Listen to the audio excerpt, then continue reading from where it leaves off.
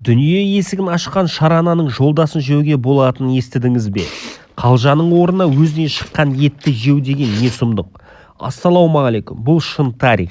Адамның жоқшылығынан емес, тоқшылығынан қорқаты заман келгелі, адамның етін жеу туралы көп айтылып кетті.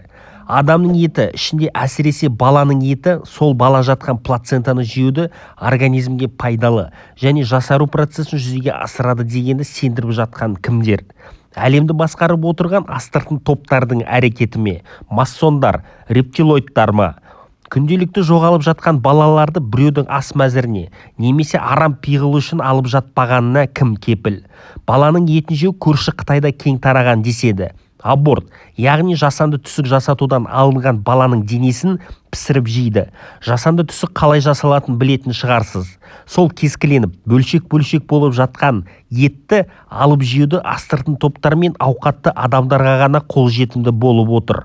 Сіздің қолыңыз жетсе, ұзақ өмір сүру үшін және жас көріну үшін бала жолдасын жермедіңіз. Плацентаны жеудің бір қызығы, әйел адам босанғаннан кейін өзін плацентасын жей алады. Перзентханадан ана да, бала да және плацентасын ала шығып, қуырып жесе де, асып жесе де өз еркі. Оны кептіріп, ұсақтап, капсула қылып жасап беретін орталықтар да бар. Әсері күшті дейді. Бала емізетін сүтіңіз көбейіп, организмнің тез қалпына келуіне ықпал етеді дейді. Не шықса да осы батыстан шығатын дейтін болсақ, жын ойнаққа айналып, ойына не келсе соны істеудің орталығы Голливудтың атақтыларының ішіндегі бірқатары осы плацентаны жеп көрген.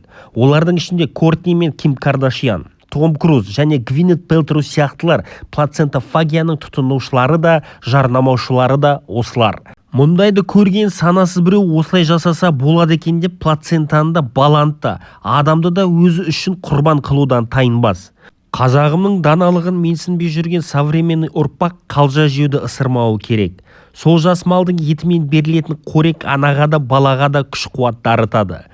40 күн бойы тұзға да әр шөптерге жуындырып баланың денесін қатайтып, 9 ай бойы өз нәжісімен лас суында жатқан баланы тазалыққа баулыған. Дүние есігін ашқан баланың өмір жолы мен тағдырына жәрдемші бола көр деп, Аллах разығы үшін құрбандық шалып, 1 грамм алтын құнындай садақа беріп, құлағына Аллахты ұлықтап ат қойған. Бұл рухани тазалықта тәннің де тазалығы емес пе? Өз ұлтының дәстүрін аяқ асты етпе, жан сақтамай ар сақтайтын арнаға қолдау көрсет, қазақы арнаға тіркел.